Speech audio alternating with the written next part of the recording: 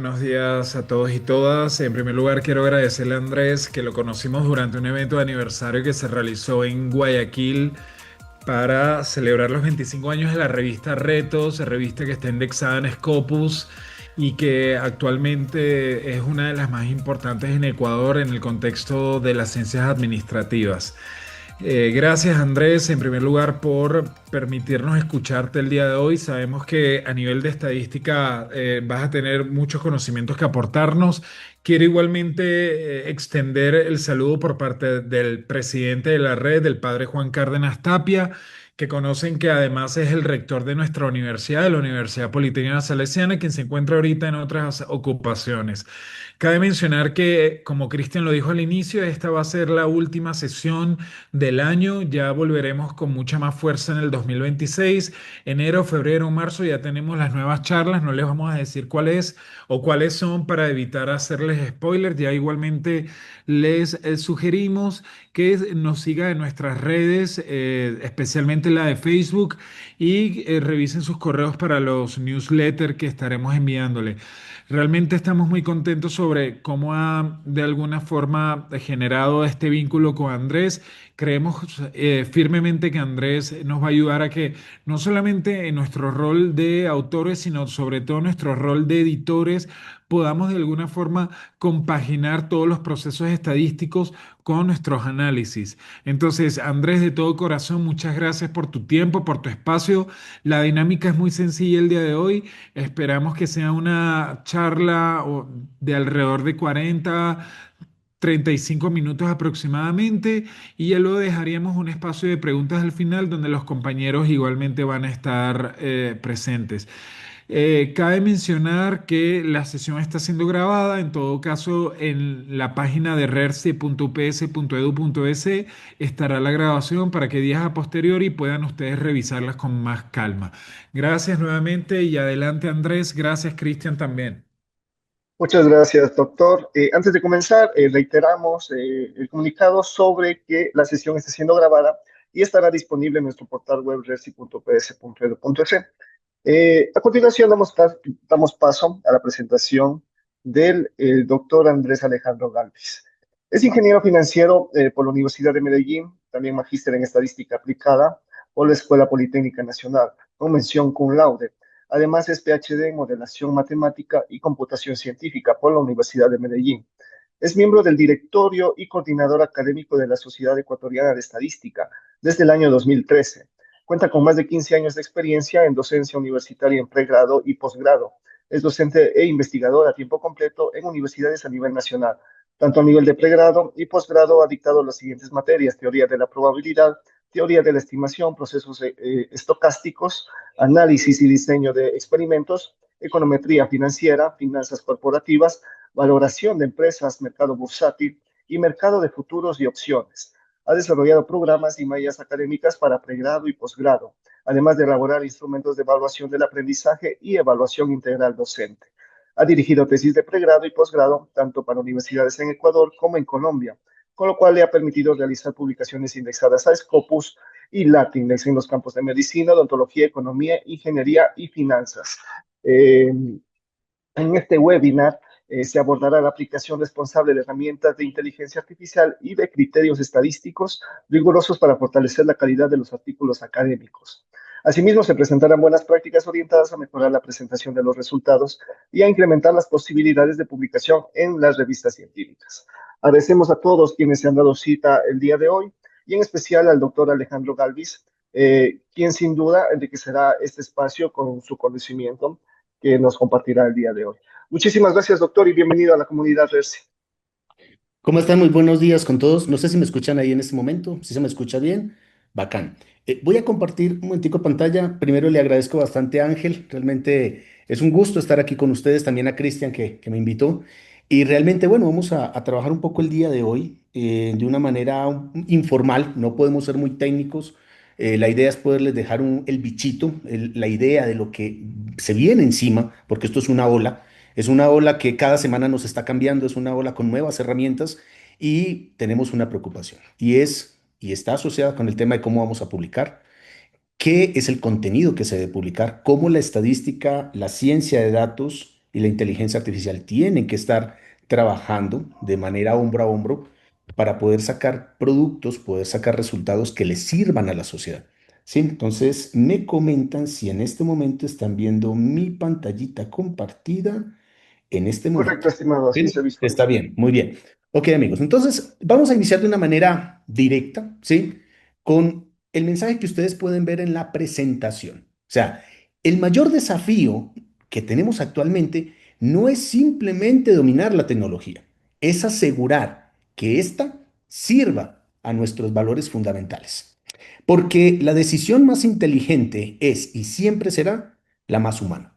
Ese es nuestro punto de partida. Es decir, todo alrededor, lo que ustedes observan, lo que nosotros hacemos y más específicamente en investigación, está totalmente abarrotado del uso de la inteligencia artificial. Pero tenemos que partir de una premisa y es, ¿vamos a bloquear el uso de la inteligencia artificial? No, no podemos bloquear ese uso. Voy a recordar unos hechos que ocurrieron alrededor de 40 años, precisamente en el año 1983, cuando los profesores de la Universidad de NYU, o sea, de la Universidad de Nueva York, salieron a protestar a las calles por el uso de la calculadora científica. Que ustedes notaron, o sea, es raro, ¿cierto? Uno puede decir, oye, pero ¿cómo vamos a saber por qué salieron a protestar por una calculadora? Sí, porque en ese momento, en esa ruptura tecnológica que existió en los años 80, cuando ya teníamos los microchips y ya teníamos estos procesadores que fabricaba IBM, pues lo primero que pensaron los profesores era que íbamos a perder el razonamiento, que íbamos a perder esas habilidades de sumar, restar, multiplicar y dividir. Pero realmente lo que ocurrió fue que el ser humano no solo adaptó esta nueva tecnología, sino que generó nuevas habilidades.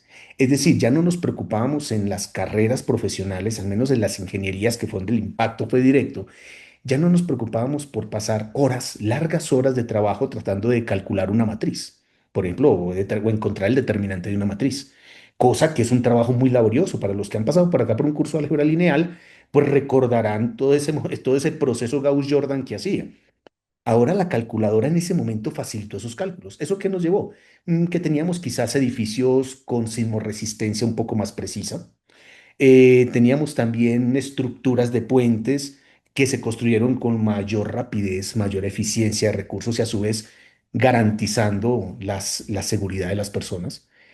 Se permitió trabajar en vacunas de maneras más eficientes.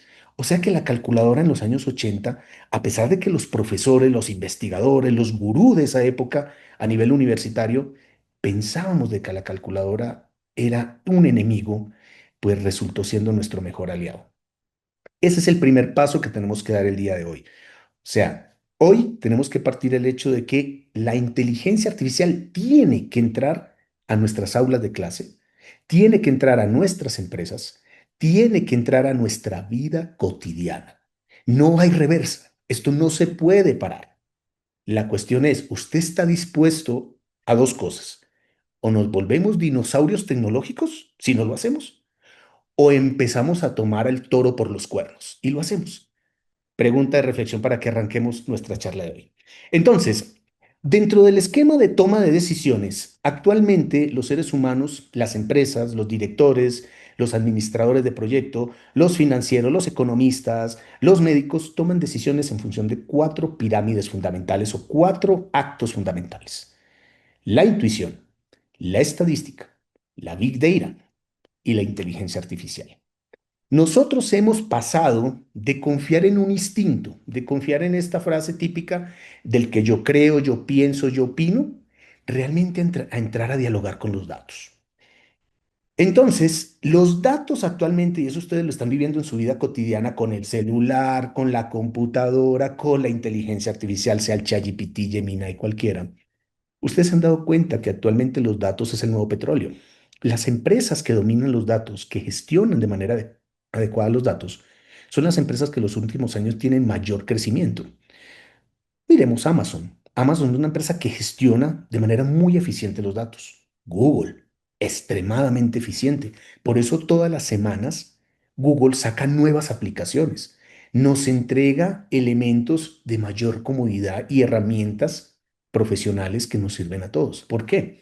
No es porque Google está hacia un camino por allá ellos solitos, no. Ellos están tomando los datos del uso que nosotros hacemos de su de sus recursos, de sus productos y mejoran.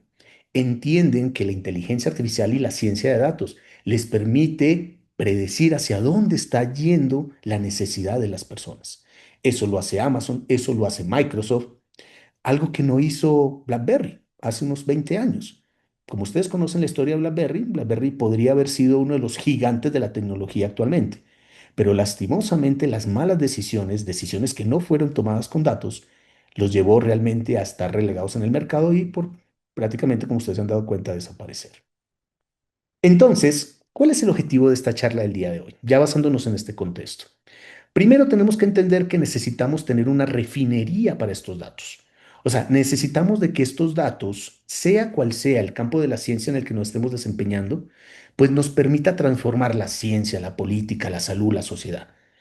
Investigar no es solamente para los matemáticos, físicos, químicos de las ciencias formales o quizás de las ciencias un poco más fácticas como las ciencias sociales, ¿ya?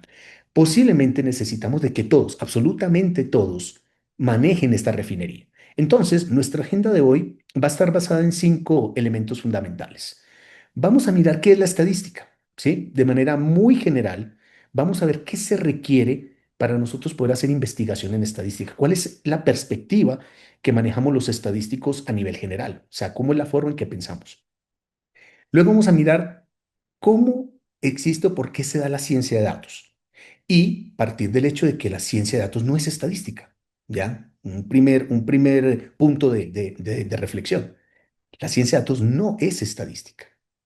La ciencia de datos requiere y se alimenta de la estadística para poder estructurar sus algoritmos. Ya eso lo vamos a discutir.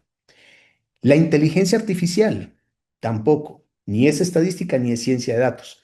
Es un conjunto de herramientas en las cuales están ellas involucradas, ¿sí? Y requiere de esos elementos, pero no le hace a la ciencia, a la inteligencia artificial, solo un elemento estadístico. También hay elementos matemáticos extremadamente potentes, una matemática totalmente distinta para entender lo que es la inteligencia artificial y un tema de uso de recursos computacionales que hasta antes de un par de años no existía. No estábamos preocupados por eso y ahora sí nos preocupamos por un tema energético. Luego vamos a mirar estos 3 elementos, cómo se encajan en la investigación científica, o sea, hacia dónde están yendo las mayores empresas, por llamarlo así, el comercio, ¿sí? Del Civier, Wiley, Springer, ¿sí? Que son las que realmente manejan la torta de mercado potente de publicaciones a nivel mundial. ¿Ellas qué están planteando? Porque no es lo mismo lo que nosotros planteamos en una revista regional, ¿sí? A nivel latinoamericano, y otra cosa que estos dinosaurios, todas estas empresas gigantescas, estos monstruos, están planteando en torno a la inteligencia artificial. Y por último, pues respondiendo a la pregunta, ¿hacia dónde vamos? Los investigadores, las personas que en este momento elaboran, trabajan, crean productos de investigación, sea un artículo, sea una patente, cómo y hacia dónde se tiene que dirigir para que no quede rezagado hacia donde en este momento la ruptura tecnológica nos está llevando. Entonces, primero vamos a entender de que la estadística es un lenguaje de la incertidumbre. Nos permite medir y permite acotar una duda. Transforma la anécdota en una evidencia. Es el fundamento del método científico y de la inferencia. Entonces, acá entramos en este ámbito. Alejandro, ¿qué es inferencia? Porque la estadística no es simplemente hacer un análisis exploratorio de datos, porque la estadística utiliza esa fotografía, que es esa fotografía del análisis exploratorio, para llevar procesos probabilísticos, utilizar la matemática como ancla y poder llevar procesos de inferencia estadística. Entonces, ¿qué es la inferencia como tal? Es un proceso lógico que nos lleva de partir de un aspecto particular, que nosotros le llamamos por lo general la muestra, a tratar de inferir, conocer, encontrar lo que le pasa a todo un hecho general, o sea, en otras palabras, a una población. Entonces, hacer estadística no es simplemente calcular una media. Hacer estadística implica encontrar conocimiento en los datos que nos permita asociar elementos probabilísticos, que es su fundamento matemático, con la finalidad de que eso que nosotros predecimos, estimamos, inferimos, sea realmente confiable. Entonces ahí es cuando nosotros lanzamos una de las afirmaciones iniciales. Alejandro, entonces, la estadística es ciencia de datos. la ciencia de datos utiliza y se enriquece de lo que nosotros como estadísticos hace 20 años no teníamos, ¿ya? Si ustedes recuerdan, para las personas que ya son, digamos, un poco más grandecitos, que estudiaron por los años 90, inicio del 2000, se darán cuenta que los datos eran limitados. Si ustedes querían construir modelos sofisticados en macroeconomía, por ejemplo, pues no teníamos data para hacerlo. Inclusive tocaba pedirle al Banco Central, o en el caso mío me tocaba pedirle al Banco de la República de Colombia, entrégueme los datos. Eso era un trámite, pero ahora los datos están ahí. Usted es un dato latente, usted es un dato caminante, o sea, con su celular podemos obtener datos. Por lo tanto, la estadística requiere de un proceso inicial para poder trabajar con esos datos, dejar una materia prima de alta calidad y poder lanzar luego todas sus estructuras y todos sus esquemas matemáticos para hacer procesos de inferencia. O sea que la ciencia de datos y la estadística se complementan. Hacer ciencia de datos implica utilizar lo mejor que usted tiene de información, que tiene de insumo, y la estadística lo que pretende es ser un chef, el que trata de que con esos ingredientes, a ver, qué buena receta me logró sacar y que a todos los comensales les guste. Entonces, ¿cómo y en dónde se aplica en este caso la estadística? La estadística tiene unos elementos bien interesantes desde el punto de vista práctico. Uno de ellos, el que más preocupación nos ha generado. Ustedes hasta ahora notaron que ninguna de las encuestadoras acertó, ni Telcodata con ese volumen y, digamos así, ese billete que tenían para hacer el proceso, pues lograron realmente tener unos márgenes al menos racionales de la estimación que realizó. Entonces, el muestreo como tal, el proceso de inferencia, se utiliza de una gran manera precisamente en estos estudios electorales. Ahí es donde se suele poner el ojo realmente a lo mejor de lo mejor que tenemos de la estadística. Pero ese mecanismo que se llama el modelo de producción estadística es el que nosotros necesitamos en investigación. Es decir, que si usted pretende publicar y si estudia de tipo social, usted tendrá que adaptarse a las condiciones que el INE plantea para el modelo de producción estadística. No es llegar y construir una encuesta bajo lo que yo creo, yo opino, yo pienso. No, la encuesta tiene que ser validada y tiene que ser validada bajo unos estándares altos de calidad que el INE tiene en sus bases y tiene en su metodología esos estándares. Entonces hay unos procesos estadísticos para poder validar una encuesta. No puedo ni siquiera lanzarla al mercado, lanzarla, por ejemplo, en una red social, porque no va a cumplir con los principios de representatividad y confiabilidad. Entonces, miren amigos, que hacer estadística implica primero ir al origen, o sea, yo cómo voy a capturar los datos y cuál es la estrategia de esa captura. Entonces, tenemos un instrumento y vamos a tener unas técnicas para poder adquirir y trabajar ese instrumento.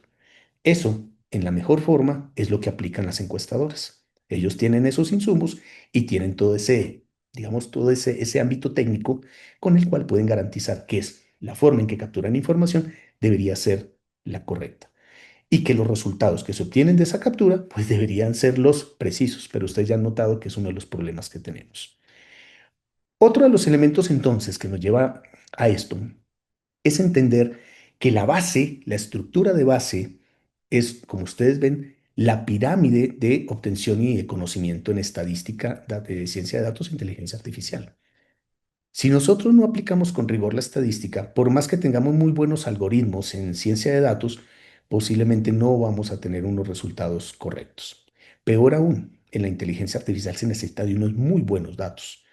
Y no es depender solo de la red neuronal y decir, bueno, la red neuronal que se va a cargar de procesar esto y finalmente voy a poderlo hacer. Pero si sus datos ya vienen mal, usted está ingresando basura y sacando basura. Entonces, lo primero que tenemos que afinar es el ámbito estadístico.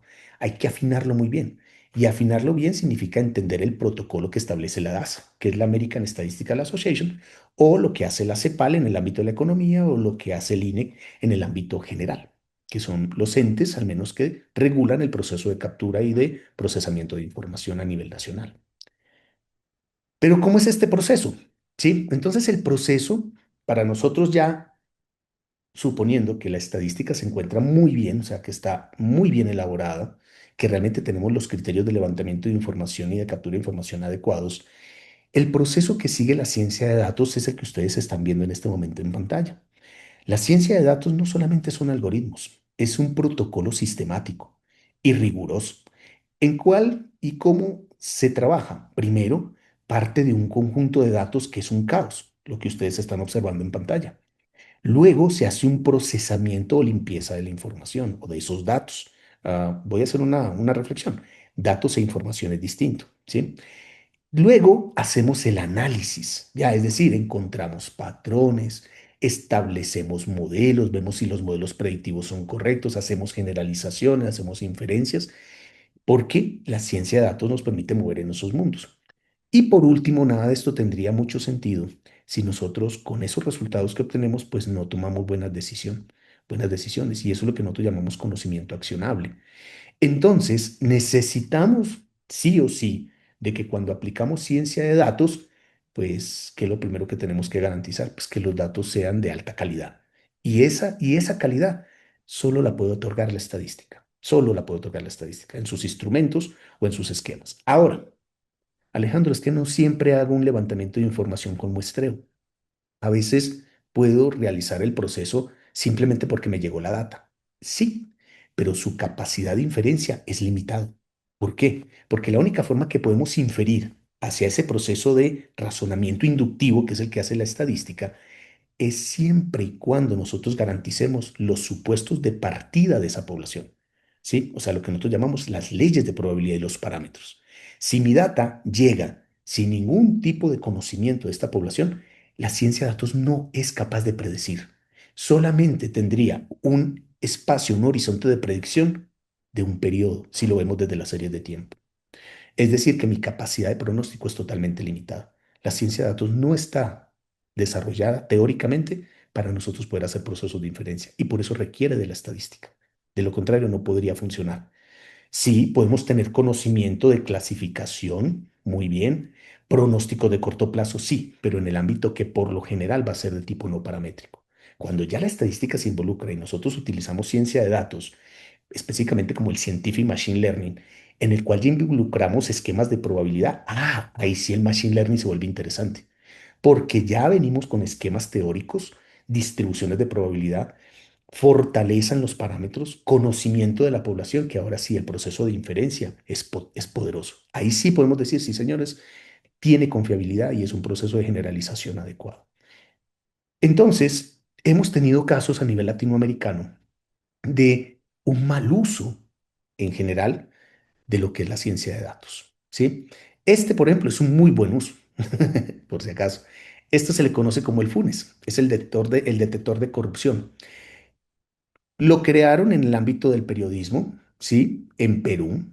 El proyecto consistía en un algoritmo para analizar miles de contratos públicos y que detectaba sobreprecios, contratistas sancionados, conflictos de intereses. ¿Cuál fue el resultado de este modelo? Pues reportajes de alto impacto basado en evidencia. Esto es una forma de investigar, es la que utilizan los periodistas. Entonces ellos ya tuvieron en este momento elementos para poder realizar investigaciones rigurosas en el ámbito de la corrupción, ¿sí? Y esto ustedes lo pueden encontrar, si quieren ponen en Google, busquen el algoritmo contra la corrupción FUNES y van a encontrar todo el aspecto técnico de lo que se realizó. Ojalá esto lo pudiéramos montar en algún momento en Ecuador, sería bastante interesante. Luego tenemos nuestro caso que fue difícil evaluarlo, que era el tema de las decisiones que se tomaron en pandemia.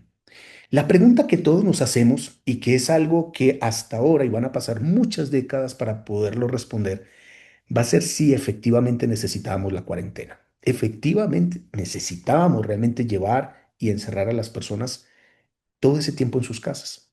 Eso nos impactó de manera negativa en el desarrollo económico.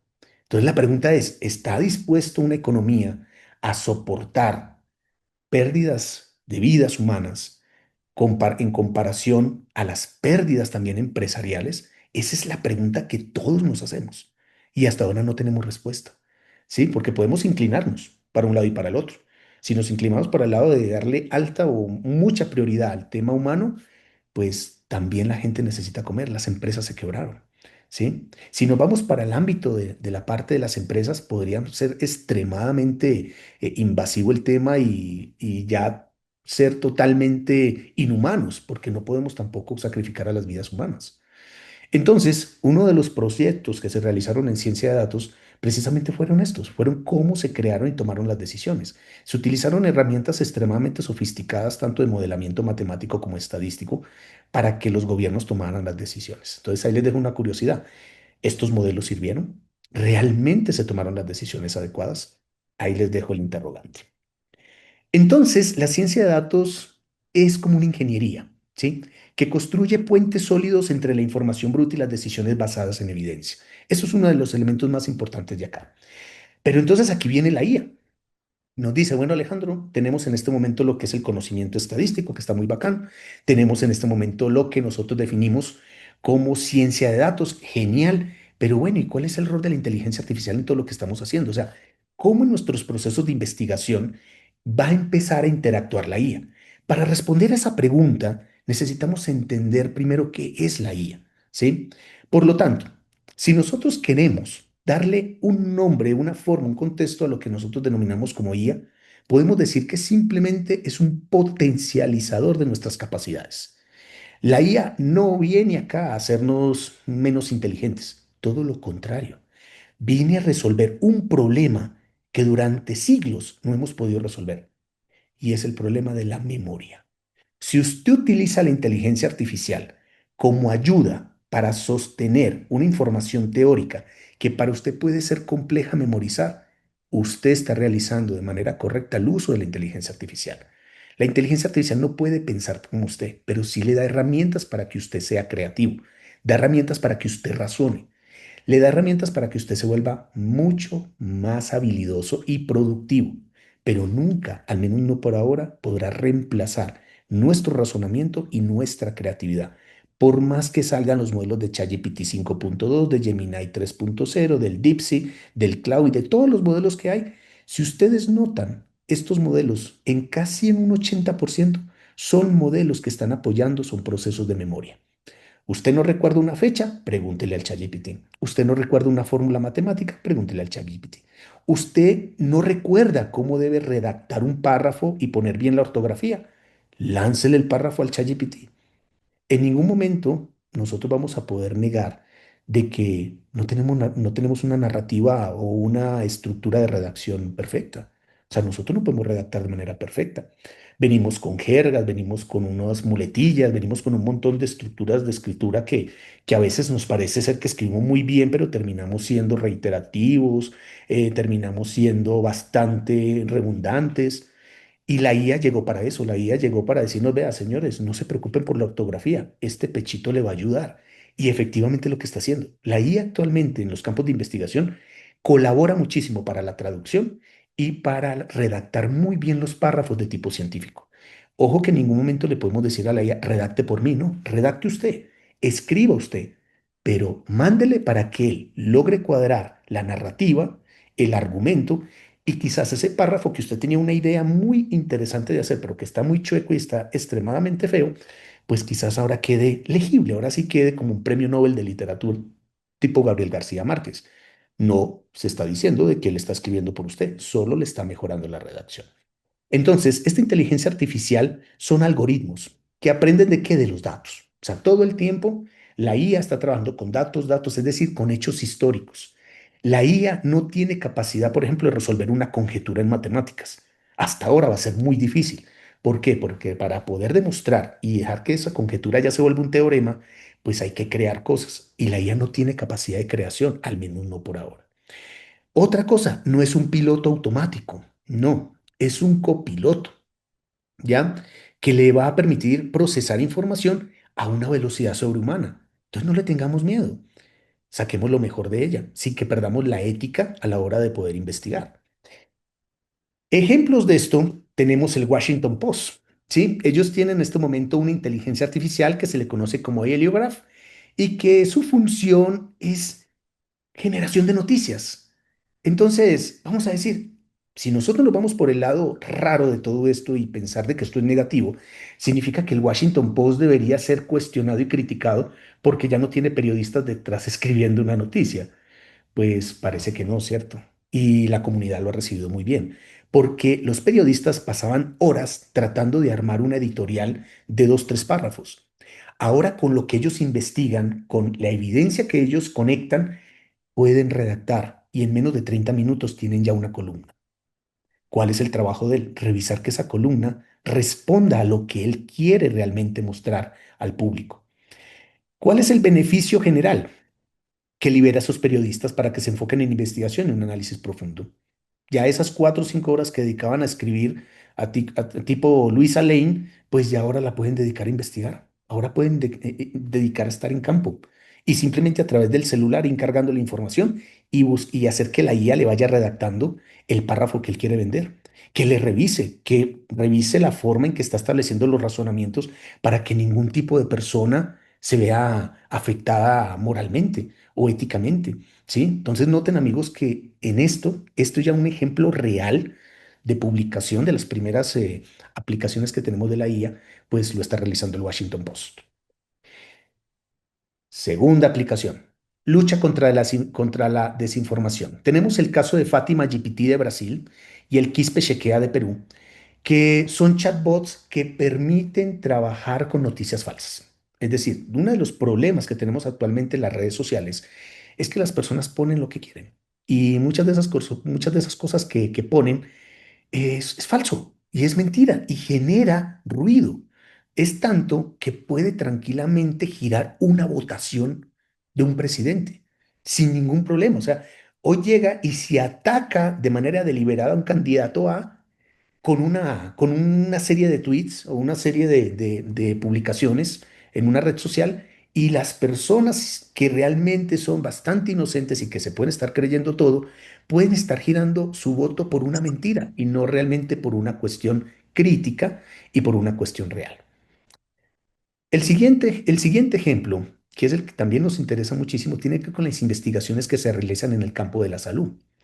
Estos algoritmos ya permiten detectar retinopatía diabética en fotos de retinas, ¿sí? Sistemas, por ejemplo, que identifican tumores con radiografías, con mayor precisión, porque ellos leen la inteligencia artificial, como lee datos, lee los píxeles de la imagen de la radiografía que sale en alta calidad y tiene mucha mejor percepción que la que tendría un radiólogo.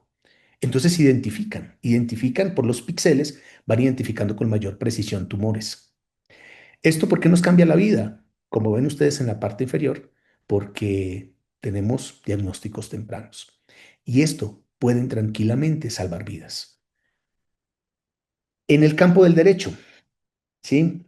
Existe y existió un proceso, y este es un proceso negativo, ¿sí? Ya lo van a ver más adelante, de las partes que fueron bastante negativas, que tiene que ver con que se utilizaron algoritmos de inteligencia artificial para poder tomar la decisión de liberar a una persona o dejarla presa. Y esta decisión se tomó en función de la probabilidad que tenía de reincidencia. Chicos, lastimosamente la IA falló. Falló por elementos que la estadística y la matemática no logró observar. Era un elemento tan conductual y tan social que no había sido estructurado matemáticamente. Y un ejemplo de ello, pueden ver abajo, fue el algoritmo de predicción de reincidencia en los Estados Unidos, que fue un total fracaso, total fracaso. Inclusive generó una serie de demandas, ustedes lo pueden encontrar el caso en Google, pueden buscarlo, a la misma inteligencia artificial, pregúntele, y va a encontrar el caso muy detallado de lo que ocurrió. Entonces, la IA no reemplaza el juicio humano, amigos, no reemplaza el juicio humano, pero sí amplifica exponencialmente su alcance y velocidad.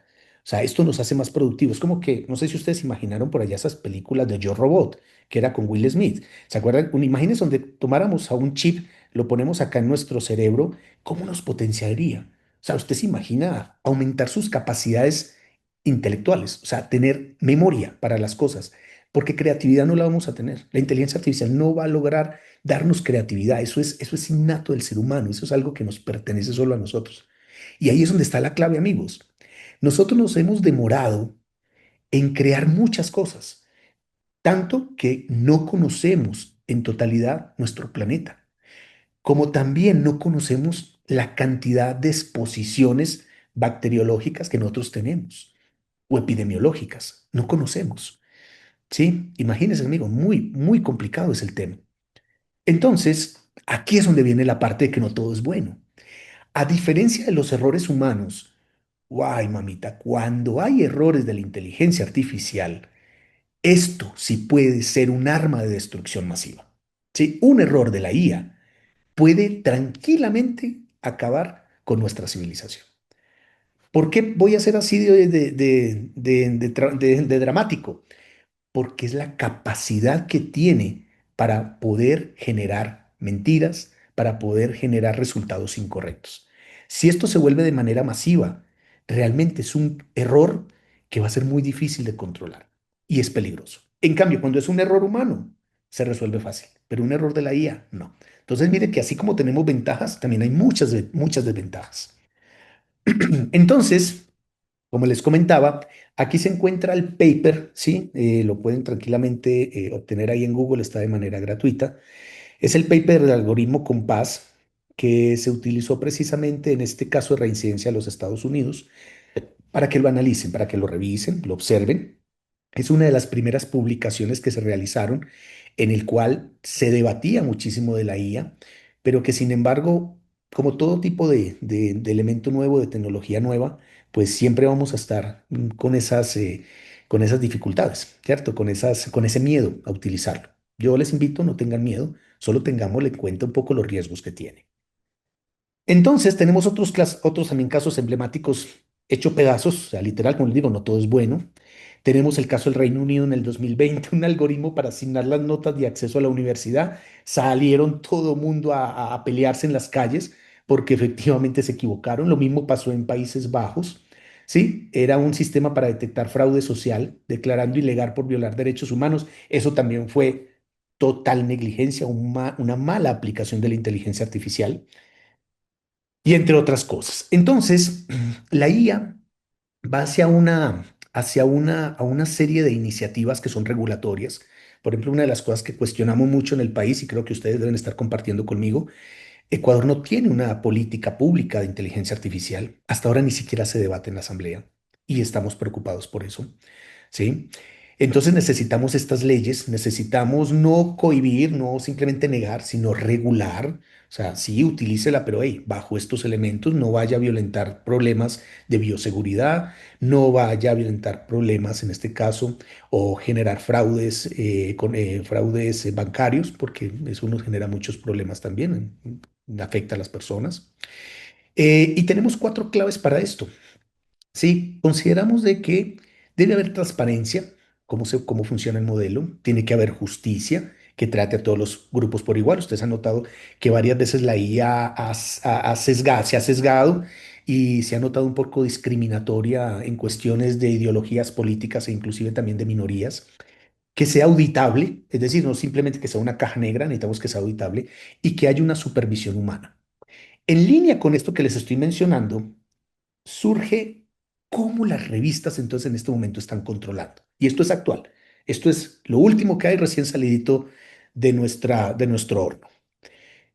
¿Cómo están enfrentando las revistas, la Wiley, la Springer, la MDPI y demás revistas que son de alto nivel de indexación y que son a su vez de alto impacto y donde se aloja casi el 80% de lo más top que tenemos nosotros a nivel mundial?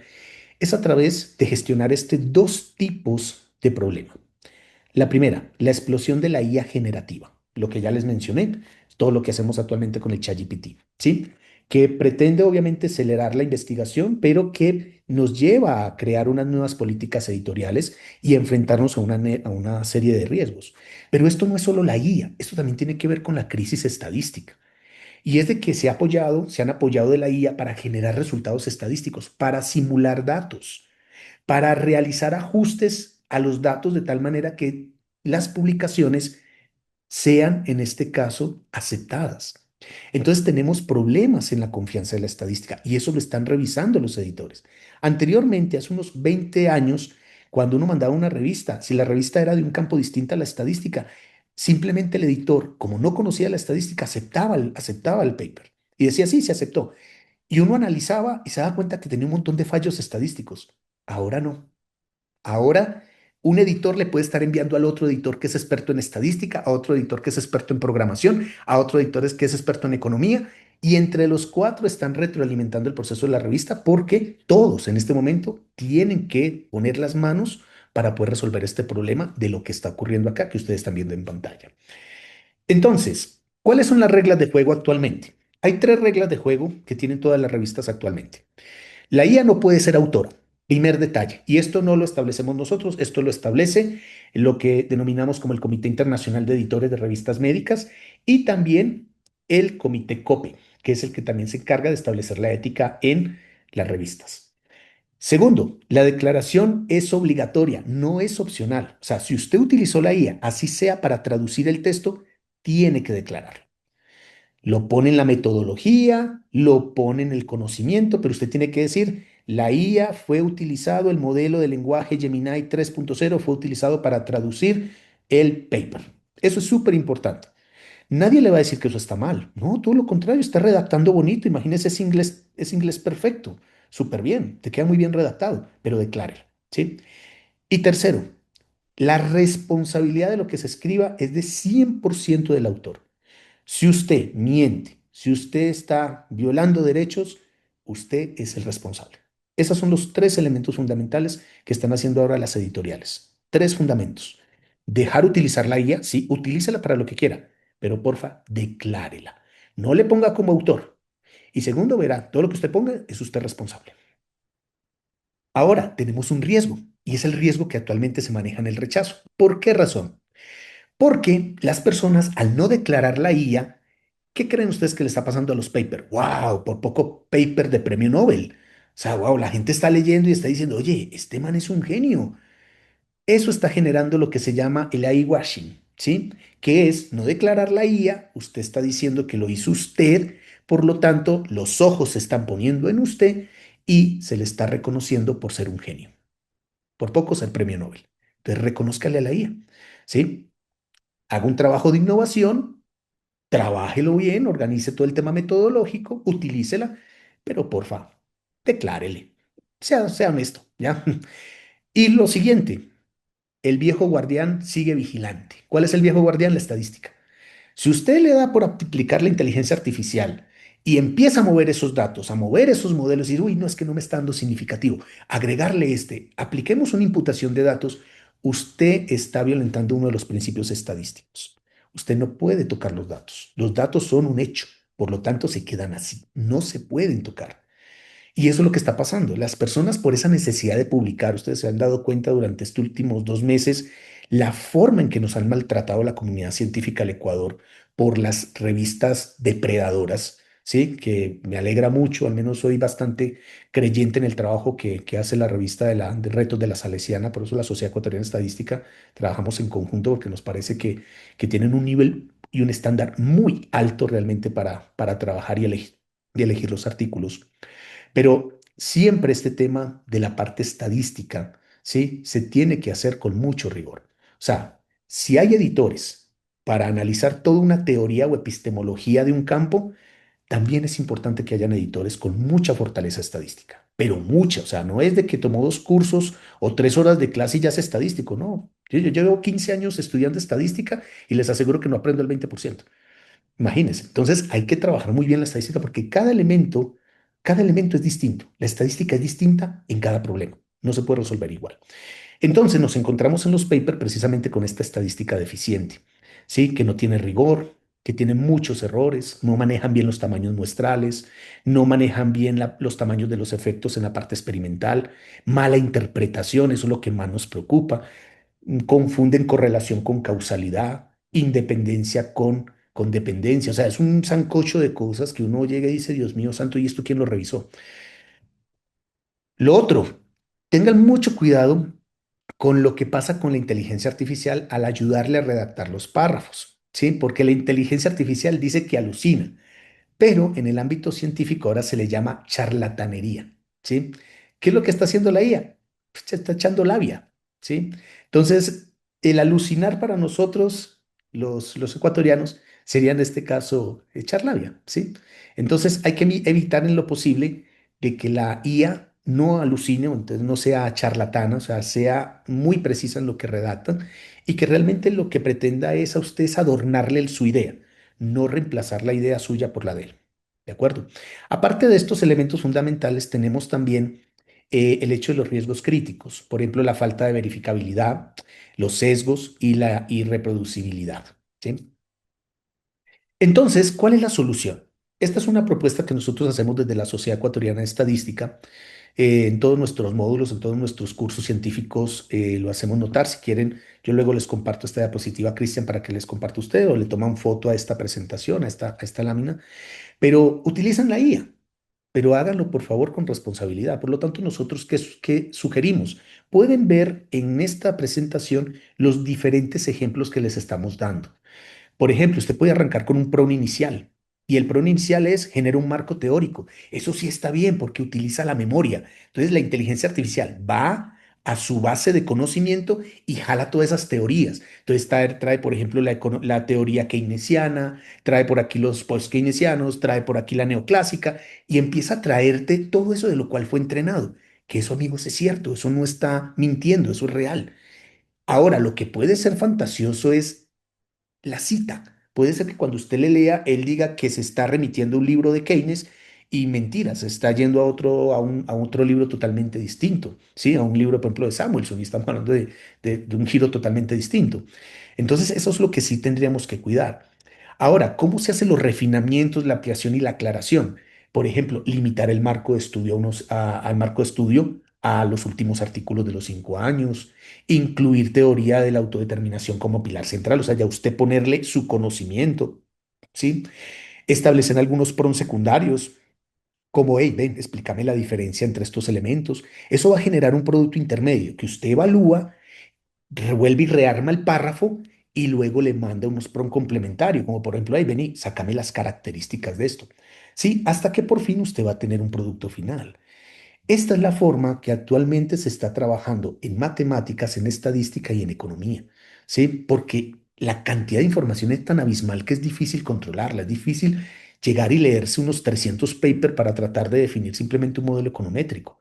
Entonces la IA ayuda en este proceso, eso sí, acompañada de lo que usted realiza, ¿sí? Entonces, la estrategia que nosotros proponemos para aplicar en investigación y obviamente en la publicación científica y que aceptan las revistas indexadas es primero que usted diseñe o puede trabajar con la IA los marcos teóricos, como ya les mencioné, que les colabore con la ecuación de búsqueda. ¿Ustedes se acuerdan cuando utilizan la ecuación de búsqueda en una revisión sistemática de literatura? ¿Cuánto les costaba armar una ecuación de búsqueda? Mire, usted diseñaba una, luego su pana, que era también investigador, le cambiaba. Luego usted le mandaba al revisor y le volvía a cambiar. Luego retornaban de usted y eso ya no se parecía a lo que usted había planteado. Eso pasaban semanas tratando de cuadrar la ecuación de búsqueda. Bueno, la IA es muy buena cuadrando la ecuación de búsqueda. Y no solamente crear la ecuación, ella se adapta a la base de datos que usted quiera. Puede hacerlo en Scopus, en Web of Science, en Evesco, en Progress, o sea, el que ustedes quieran y la va a adaptar, inclusive hasta en literatura gris. Si quieren hacerlo a través del ERCIB o lo quieren hacer en el EBER o en el REPEC, o sea, ella se va a adaptar y va a trabajar con ecuaciones de búsqueda que están basadas en su base de conocimiento. Tercero, mejorar la claridad, estructura y consistencia lógica. Nosotros, amigos, no somos premios Nobel de literatura, o sea que la forma en que redactamos tiene un montón de errores, pero la IA los corrige. ¿Sí? Ahora sí, ¿cómo es la forma de corregir esto? Pues una de ellas es de que usted al redactar el párrafo y pedirle a la IA que lo arregle, pues pídale que no le cambie la estructura argumentativa, que solamente verifique ortografía, que el razonamiento que se esté haciendo es el adecuado. Y por último, mejorar la calidad del inglés. O sea, no cabe la menor duda que uno de los aspectos más prometedores y que realmente nos resuelve la vida es el tema de la traducción. Al menos yo hace un par de años lo hacía con Grammarly y era extremadamente complicado, lento, tedioso. Me tocaba contratar a alguien para que ya con su formación, pues hiciera la traducción de mi artículo. Y ahora no. ¿Sí? Ahora se hace de una manera muy rápida, lo reviso y luego paso un filtro y le paso luego a un revisor y digo, "Ay, puedes revisar que esté bien el inglés". Eso se demora un día. Se lee el artículo el compañero, el colega, y sí, sí, ole, yo lo está súper bacán, ya se fue, y se fue el artículo. Listo. Entonces, para convencer precisamente a estos editores, hay que salir de los 4 pecados. ¿Listo? Primero, esa búsqueda desesperada de la significancia. Olvidémonos de ese valor P, amigos. El valor P no es el único criterio. Necesitamos el intervalo de confianza y el valor crítico. Segundo, omitir los tamaños del efecto. O sea, en los campos experimentales y de metaanálisis se necesita realmente calcular el tamaño del efecto. Tercero, lo más típico, ignorar supuestos del modelo. O sea, correr un modelo no es solamente meter datos y ya, y corra, y hágale al SPS eso, al S o al Stata que lo corra. No, no, no. Hay que validar que la población de la cual provienen esos datos cumpla con los supuestos teóricos. Y el tercero, y el último, y malinterpretar el valor P. Dios mío, mamita quería, eso es otro de los problemas graves. Malinterpretar el valor P y pensar que rechazarlo o no rechazarlo genera algún tipo de veracidad de algo. No es así porque eso es probabilístico. Entonces, ¿cómo es ese camino para nosotros decir, a ver, bacán Alejandro, ya nos mostraste todos los errores, lo que hay que hacer? ¿Cómo debería ser? Aquí en pantalla ustedes se están o están viendo una forma muy simple de poder reportar de manera ideal en estilo APA un resultado estadístico. Es el que se encuentra en este momento en gris, ¿de acuerdo? Entonces se encontró una diferencia estadísticamente significativa entre los grupos tal, tal, tal, con el valor tal, con la diferencia tal, a un nivel de confianza de tanto, con los intervalos de confianza y por lo tanto indicando que un efecto grande donde el grupo de tratamiento tal y un punto más alto del grupo control tal que lleva tal cosa, ¿ya? Esa es la forma en que tenemos que redactar, si es que usted no quiere llenar de mucho texto, la parte estadística. Y mantenemos el formato APA de séptima edición. También en la parte inferior, pues verificar los supuestos y realizar obviamente los respectivos reportes de esos supuestos. Entonces, usemos esta lista inspirada en lo que nosotros llamamos las mejores prácticas de la ASA, porque este framework report es de la ASA, de la American Statistical Association, la cual nos permite establecer una autoevaluación final de nuestro artículo, ¿sí? Entonces, seleccione el método.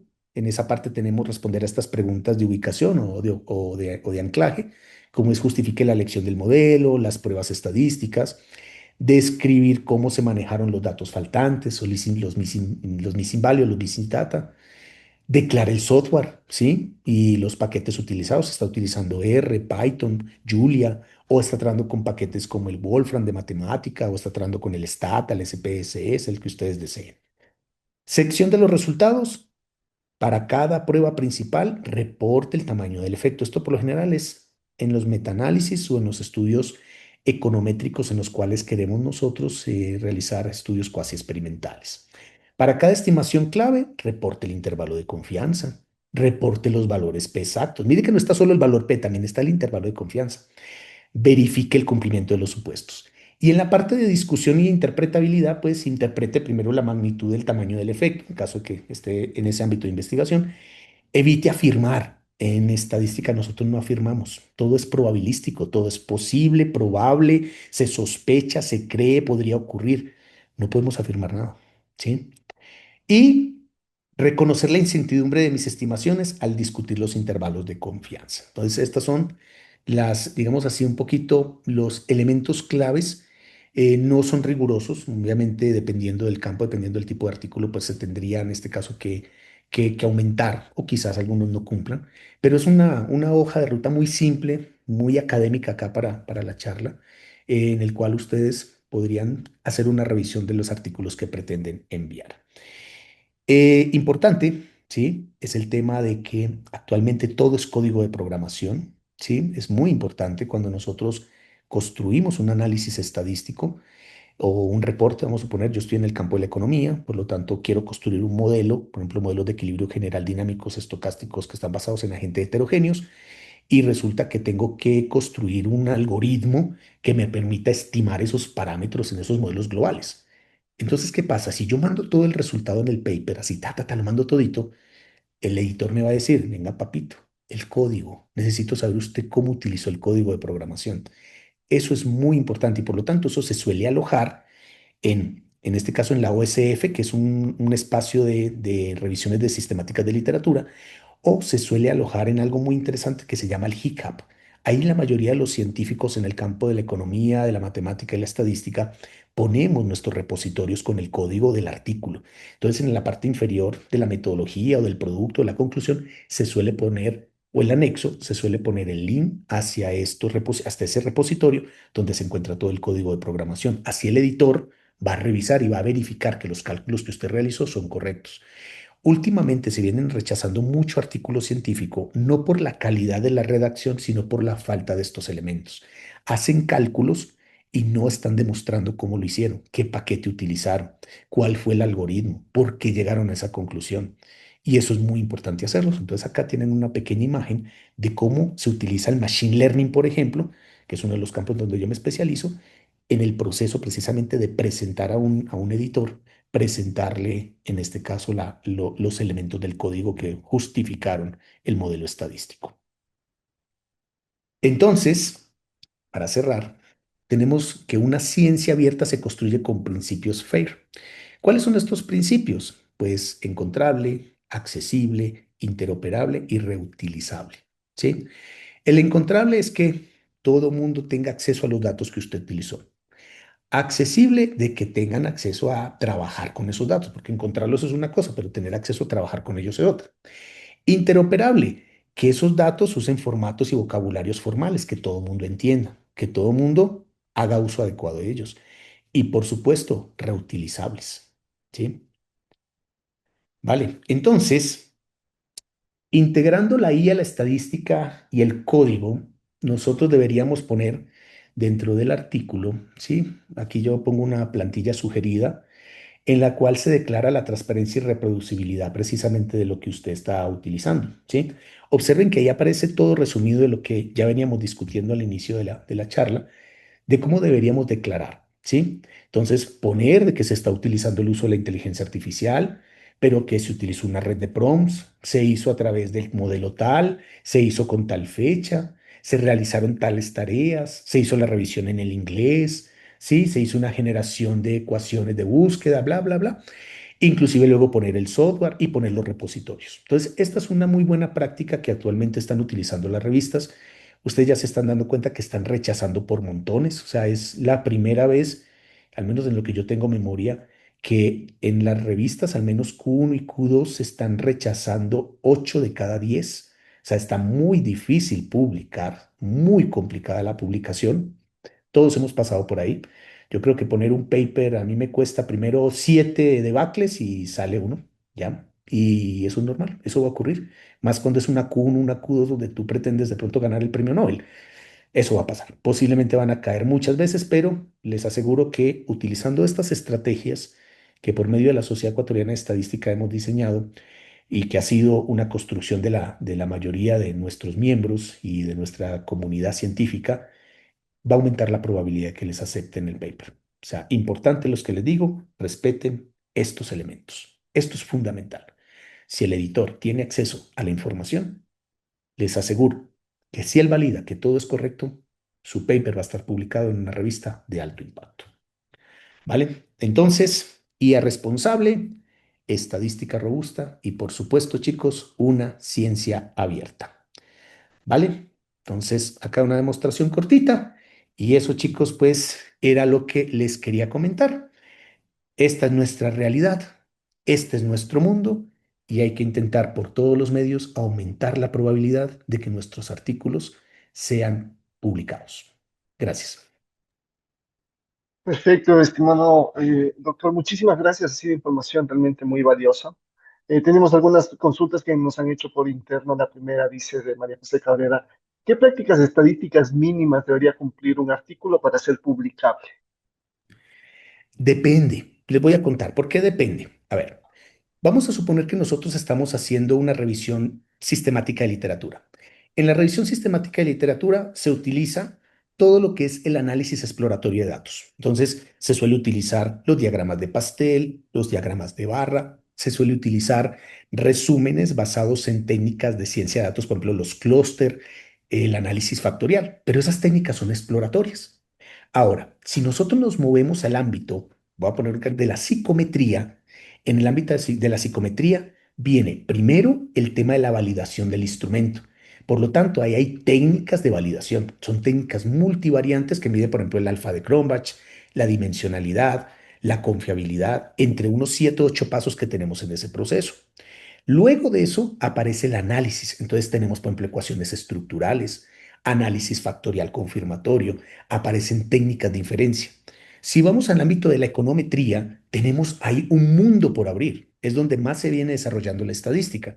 En la econometría tenemos los modelos clásicos, que son los de corte transversal. Entonces ahí tenemos un modelo de regresión lineal, datos, tenemos los de regresión lineal, tenemos todos los análisis que se hacen en ese nivel de profundidad. Luego aparecen las series de tiempo, entonces tenemos análisis, por ejemplo, basados en modelos Garch, en modelos ARMA, ARIMA, modelos que ahora se llaman los BARMAX, que son brutales, son modelos multivariables con los cuales medimos régimen de política.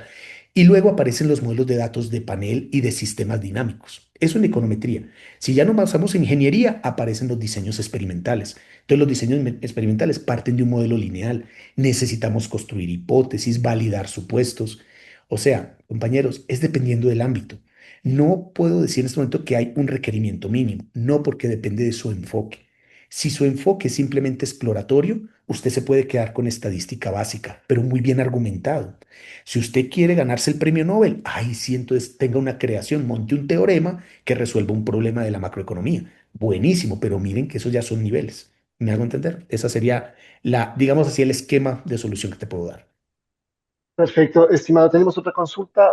Moisés Payo dice, ¿qué criterios debe considerar un revisor para evaluar un análisis de datos apoyados por IA? A ver, el criterio para mí es este. O sea, a mí me parece que lo más importante es este elemento, ¿sí? A ver, vamos a hacer, yo que soy revisor de una revista, ¿ya? A mí me llegan mayoría de papers que son en economía, con matemáticas, estadística y ciencia de datos. Entonces, ¿yo qué hago? Lo primero que hago es revisar su marco o su estructura teórica. Necesito ver que todo lo que está afirmando tenga solidez en la parte de los documentos que le respaldan. O sea, un argumento bastante fuerte para eso. Ahí no necesito estadística, pero ahí están las bases para yo poder evaluar esto. Porque con ese fundamento teórico yo puedo entender qué variables se está utilizando. Entonces, el siguiente paso, ¿cuál sería? Ir a los datos. O sea, yo qué le pido, le digo ahí, venga hermano, ¿me puede por favor enviar la base de datos o de mi acceso a su repositorio para yo poder verificar que los resultados que usted realizó son correctos? Entonces, me entregan la data y yo empiezo a realizar, en otras palabras, pongo a replicar este proceso. ¿Cómo lo hago? Muchas veces, en la cantidad de las veces, lo hago yo. Otras veces lo hago en mis clases de maestría. Entonces me envían el paper, me envían la data y les digo yo a los chicos de maestría en estadística, señores, tenemos caso de estudio. Vamos a revisar que lo que se está firmando aquí es correcto. Y ahí entre todos revisamos y efectivamente decimos, sí, está bien, está claro, por lo tanto yo ya parto el reporte y se va. Ese es mi mecanismo, pero ¿cómo logro eso? A través de estos cuatro elementos: encontrable, accesible, interoperable y reutilizable. Es decir, proteger este principio de lo que nosotros llamamos un fair play en investigación. Perfecto, doctor. Y tenemos la última consulta del doctor Ángel Torres. Nos dice, ¿qué implicaciones éticas tiene entrenar modelos de IA con datos sensibles o no abiertos? A ver, ese es uno de los debates que tenemos ahora porque desconocemos, por ejemplo, las empresas como Google, OpenAI, cómo están haciendo el entrenamiento. No sabemos exactamente a qué tipo de datos acceden. Ellos argumentan, cuando ellos nos envían el benchmarking, ¿sí? O el benchmark de su modelo, ponen ahí, por ejemplo, a qué bases trabajaron. Una de las que a mí me pareció más interesante fue desde la versión 4 que, por ejemplo, OpenAI trabaja con las bases de datos de Scopus y de Web of Science. O sea, si usted mira, si usted entra a ChatGPT y utiliza la versión paga de $20 y usted le pide que busque información de artículos recientes de alto impacto, te entrega de ARCIP y te entrega de Scopus y de Web of Science. Entonces, está entrenado con eso. O sea, él no es que tiene acceso al paper, no, sino que OpenAI entrenó los algoritmos utilizando esa información que están en estos papers científicos. Entonces, cuando lo regresa OpenAI, o sea, regresa el ChatGPT, te entrega la cita que casi un 8 de 10 veces, 8 de cada 10 es acertada. Dos de ellas siempre es un fracaso, pero 8 son muy buenas. Entonces te entrega y dice, sí, este artículo está en tal. Y por lo general recurre a bases de datos grises, al menos en el campo de la economía y las finanzas. ¿Cuáles son las grises? Por ejemplo, entra en este caso a Enver, ¿sí? O entra a SSRN y saca información de ahí. Como estos son mayoría de papers que fueron previamente montados para que la gente los debatiera, y luego fueron publicados en revista, pues lo que hace la inteligencia artificial es triangular, dice, este es paper, pero mire, yo fui entrenado con este y este es más reciente. Entonces, ahí es donde está la parte delicada, es decir, no podemos saber con exactitud cuáles son datos sensibles o no datos sensibles con los cuales fue entrenado una inteligencia artificial. Ahora viene algo importante. ¿Nosotros podemos tener inteligencia artificial propia? Sí, hay inteligencias que ustedes se pueden descargar, que son de 48 billones de parámetros y hasta de 124 billones de parámetros. Son gratuitas. Las ha lanzado OpenAI, la ha lanzado Meta. Meta es el que arrancó con este tema de entregar las redes neuronales y el modelo de lenguaje de manera gratuito. Y también lo hace DeepSeek. Entonces, usted sí puede tener su propia red neuronal. Ahora, mi recomendación sí tiene datos sensibles en una empresa, al menos las consultorías que yo hago. Cuando a mí me piden una empresa, Alejandro, hay que automatizar este proceso porque queremos que ya las agendas de los médicos se hagan por medio de un chatbot. Yo no utilizo OpenAI, sino que me descargo la red, la monto en el servidor y ahí toda la información de los médicos, de los pacientes, se quedan en el servidor de la empresa y solo fluyen dentro de la empresa. Esa es la forma de mitigar este tema de los datos sensibles. En caso de que tú quieras poner, por ejemplo, algo muy sensible en OpenAI, pues es preferible manejarte con una inteligencia que es, digamos así, ya es descargable y se encuentra en escritorio. Básicamente sería como tener su propio servidor. Sí, exactamente. En su propio servidor tiene su propia inteligencia artificial. Perfecto, estimado, muchísimas gracias. Ha sido información realmente muy valiosa y que nos quedan por ahí algunas cositas de profundizar, pero le extendemos la invitación para que podamos Vale. ampliar próximamente, estimado. Muchísimas gracias. No sé si tenemos algún mensaje o comentario final para la comunidad Jersey. Bueno, de Vamos a parte dar. mía, no amigos, a ver, de parte mía el mejor mensaje que les doy es no le tengan miedo al cambio. Antes todo lo contrario. Yo creo que arriésguese a montarse en esta ola. Esta ola lo va a llevar por un camino que va a generar nuevas habilidades. Entonces yo lo invito, no está solo, está la Sociedad Ecuatoriana de Estadística, está DataAction, que es la empresa, una de las primeras empresas a nivel ecuatoriana, que es de base tecnológica en inteligencia artificial. Entonces les invito también a visitar la página web, es de las empresas innovadoras que ahora tenemos. De todos los cambios actuales que se hacen a nivel general empresarial, tanto a nivel de pequeña, mediana como gran empresa. Entonces les invito y esa es la reflexión. O sea, vamos, ánimo con esto que esto ya nos cambió. No seamos los profes de las calculadoras de la Universidad de Nueva York en el 83. Seamos más los que le sacamos provecho a la fiebre del oro. Los que todos querían cavar, pero que los que hicieron plata fueron los que utilizaron las herramientas y los que vendieron las herramientas. Así que Perfecto, nos doctor. vemos. Cuídense bastante. Un abracito a todos. Que les vaya súper bien. Muchas gracias, doctor. Les recordamos que esta sesión ha sido grabada y será cargada en nuestro sitio web resi.ps.edu.es. Nos estamos encontrando en el 2026 con una nueva charla Resi, como tenemos muchas sorpresas, muchas actividades para todos los miembros. Y nada, que tengan una feliz Navidad y un excelente inicio de año 2026. Hasta luego, doctor. Pase Hasta muy bien. luego. Chao, Cuídense chao. mucho. Un Muchas abrazo. Que estén gracias. muy bien. Chao.